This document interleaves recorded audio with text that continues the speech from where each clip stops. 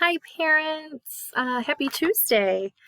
For those of you that don't know, my name is Mrs. Bragg, and I will be your child's first grade teacher this year. I've been teaching here at St. Pat's for the past 12 years. Well, this will be my 12th year. And for those of you that are new to our community, welcome. You are about to become part of an amazing community. And for those of you that have been here, you know how awesome it is here at St. Pat's. So welcome to all of you. I could not be more excited to get this school year started. I am so grateful that we're able to come back face to face. And if you've read through the 17-page document that Mr. Clark has sent you, if you were on the Q&A last week with him, you would know that we are taking every possible proactive measure to make sure that your children are absolutely safe when they are here. And that is something that I have always said, even, pre-COVID-19, my job is before I teach a lesson, before I introduce a concept, I have to make sure that my students are happy and healthy and safe. And this year will be no exception. We will be working extra hard to make sure that we are all, staying healthy and able to learn and be in an environment that is just a really awesome environment for all of the students. I'm very grateful that we have the opportunity to do the face-to-face learning, and I look forward to getting started. So I sent, along with the link to this video, a PDF document. So if you have that in front of you, great. If not, I'm going to just go right through that document with you tonight. And as I go through it, if you have any questions, just go ahead and jot them down. And then tomorrow, when we have our little question and answer session, you can ask me any questions, because inevitably I'll say something that you'll want to ask me about. And since we're not live, you'll need to ask me tomorrow. Okay? So if you go ahead and if you have printed that document, you can look at it. If not, I got it right here for you.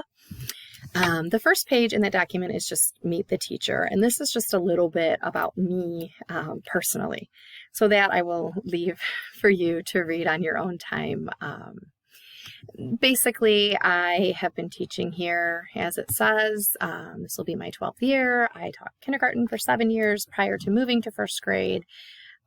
First grade really is my niche. It's my baby. I love teaching first grade. I love seeing the growth that takes place in a year's time in first grade. And it's just a really awesome year in a child's development and education. Here are some of my favorite things, if you care. Over here, just my educational background. I got my bachelor's from Oakland University in elementary education. I do have a language arts endorsement.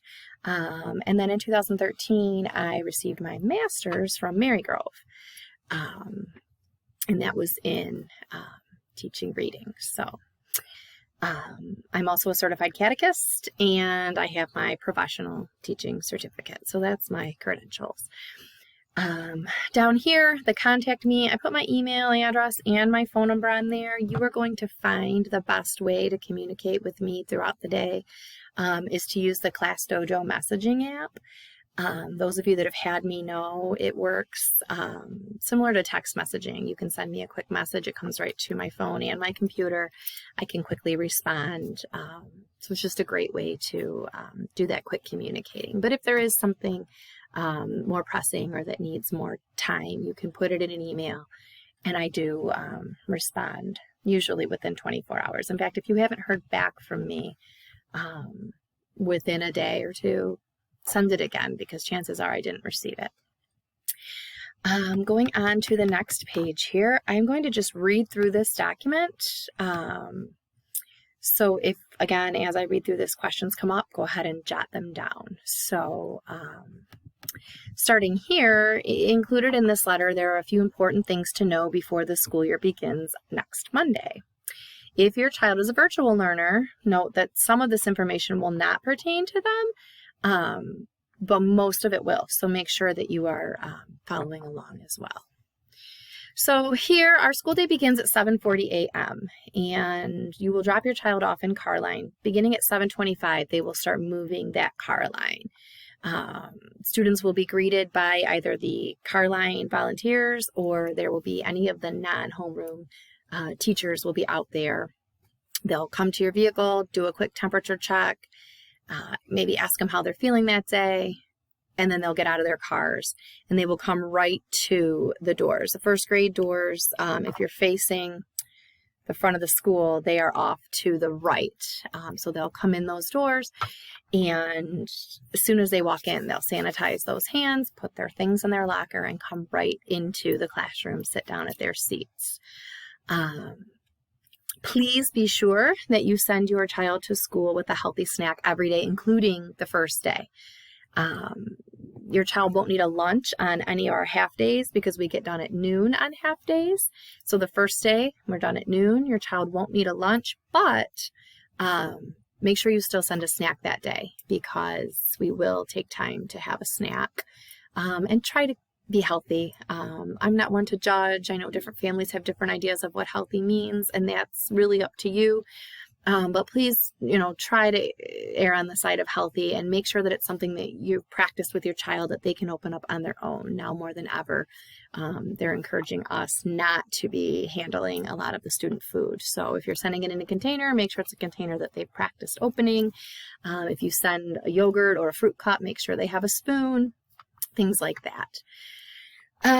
Make sure that you pack your child's lunch every day separate from their snack. So they should have a separate lunchbox that is just for lunch, and those will stay in the student lockers until it is lunchtime every day.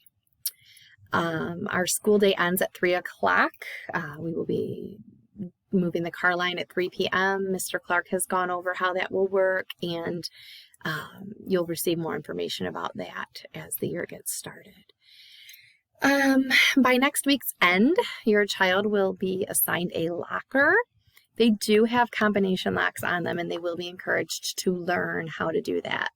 Because we cannot have parents in the building this year, I encourage you to go, any stores. I even saw them at CVS this weekend. You can buy just the little combination locks and help your child learn how to unlock those. A lot of times they're not the numbers that they don't remember. I color in the numbers on the lock, and I have the numbers right on the locker for them.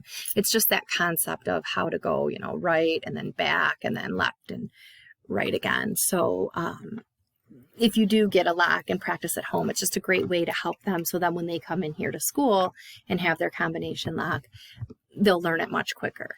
Now, please keep in mind, I will have the lockers unlocked every morning for the first several weeks. In fact, until they learn how to open them on their own, they will be open. So when the kids come in the morning, it won't be this anxious moment of, I don't know how to open my locker. They'll already be open for them. But we do encourage them to learn how to open those locks.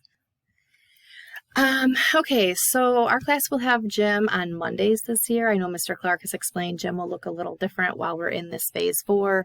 We can't actually use the gym, so they will either be outside doing activities in the great outdoors, or if it is inclement weather, they'll be here in the classroom doing health class type activities. Please still send your child in gym uniform every Monday. They do not have to change. They can wear that gym uniform all day.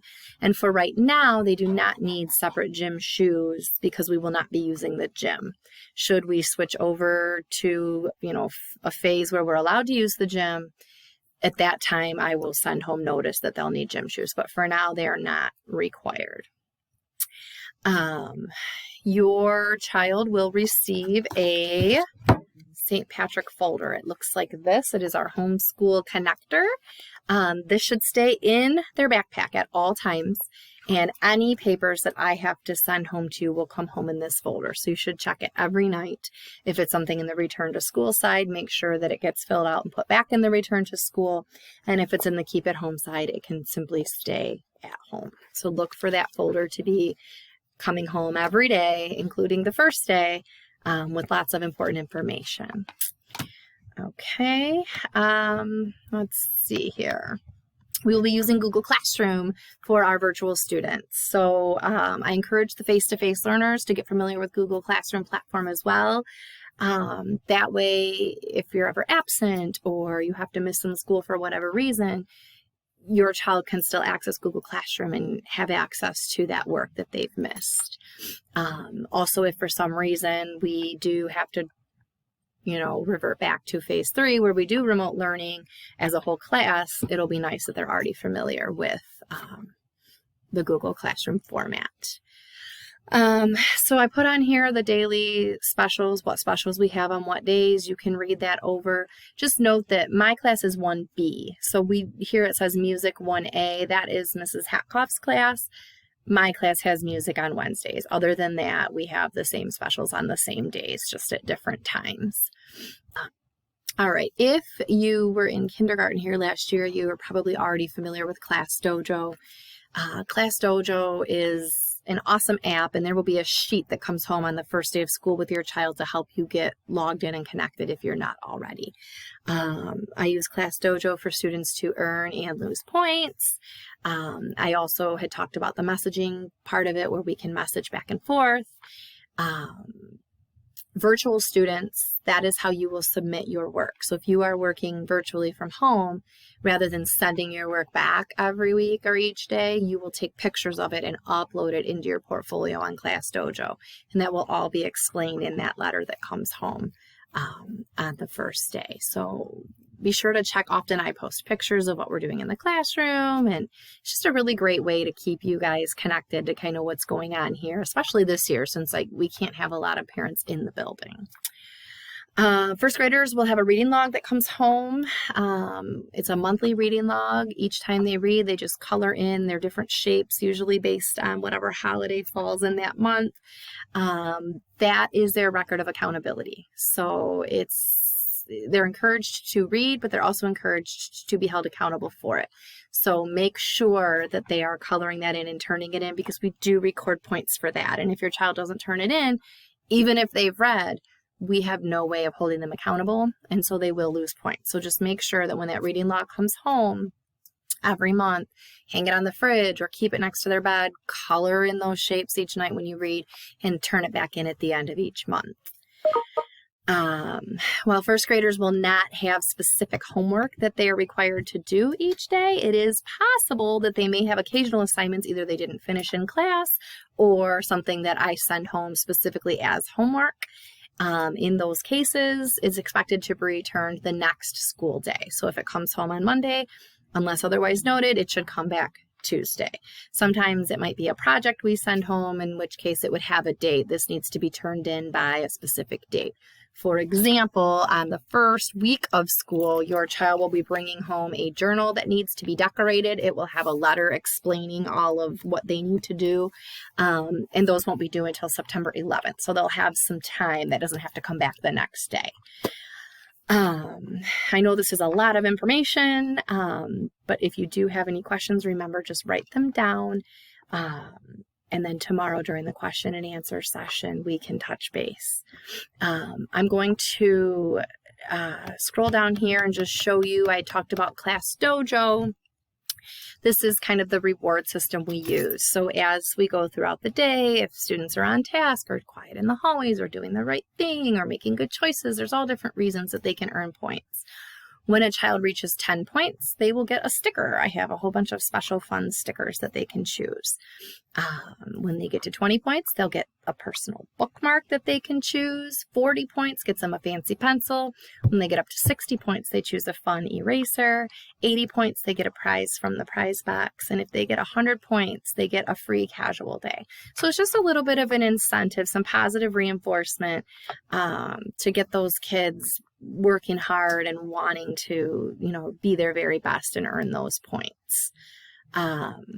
I am going to end this video here. There is another page about the virtual learning. I'll do a separate video for that. That way, if you don't have a virtual child, you don't have to sit through that, but you are more than welcome to watch that video as well. So again, while I'm not personally meeting you, it is wonderful to be in touch with you.